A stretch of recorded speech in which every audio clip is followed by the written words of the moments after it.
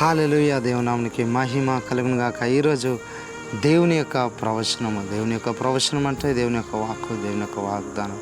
యథావిధిగా దేవుడు ఈరోజు నీతో మాట్లాడడానికి సిద్ధంగా ఉన్నాడు, ఆయన ఇష్టపడుతూ ఉన్నాడు. సో అనేక మంది మాకు తెలియజేస్తున్నారు వారి యొక్క స్పందన, ఈ యొక్క వాగ్దానాలు విని ఈ యొక్క ప్రవచన వాక్కును పొందుకొని అనేక మంది జీవితాల్లో దేవుడు అనేక మందిని బలపరుస్తున్నాడు, అనేక మంది జీవితాల్లో కార్యం జరిగిస్తున్నాడు. అందును బట్టి నేను దేవునికి మహిమ చెల్లిస్తున్నాను.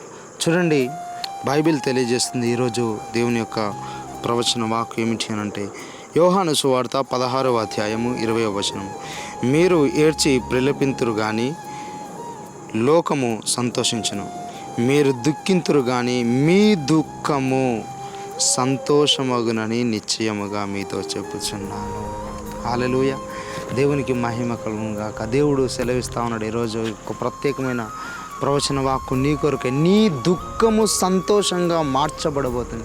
దేని కొరకు ఈరోజు మీరు దుఃఖిస్తూ ఉన్నారు? కుటుంబం కొరకు దుఃఖిస్తూ ఉన్నారా? ఉద్యోగం కొరకు దుఃఖిస్తూ ఉన్నారా? మ్యారేజ్ కొరకు దుఃఖిస్తూ ఉన్నారా? ఆరోగ్యం కొరకు దుఃఖిస్తూ ఉన్నారా? హస్బెండ్ కొరకు నువ్వు దుఃఖిస్తూ ఉన్నావా? పరిచర్య కొరకు నువ్వు దుఃఖిస్తున్నావు.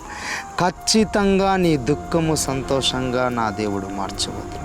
ఖచ్చితంగా నీ దుఃఖమునకు దేవుడు సమాధానం ఇవ్వబోతున్నాడు. నువ్వు ఎలాంటి పరిస్థితులు, ఎలాంటి స్థితిగతులు నువ్వు ఉన్నా సరే, దేవుడు మిమ్మల్ని వదిలేసే దేవుడు కాదండి. చాలాసార్లు మనకు దేవుని యొక్క కార్యాలు అర్థమవు. సో ఎందుకు ఈ యొక్క కష్టం నాకే ప్రభువా, ఎందుకు నాకే ఇంత వేదన, ఎందుకు నేను ఇంత దుఃఖంలో ఉన్నాను అని నువ్వు అనుకుంటా ఉన్నావు. నీ దుఃఖము సంతోషముగా మార్చబడడానికే నీవు ఈ దుఃఖాన్ని అనుభవిస్తావు. ఖచ్చితంగా నిశ్చయంగా నీ దేవుడు నీ దుఃఖాన్ని సంతోషంగా మార్చబోతున్నాడు. కనుక విశ్వాసంతో నిలబడండి. దేవుడు మంచి రోజులు, గొప్ప రోజులు నీ జీవితంలో తీసుకొని రాబోతున్నాడు. నేను ఘనపరిచే రోజులు, నేను హెచ్చించే రోజులు, నీవు అనేకులకు ఆధారముగా మార్చబడే రోజులు నా దేవుడు నీ జీవితంలో తీసుకున్నాడు. God bless you.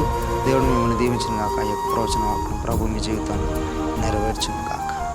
Praise the lord.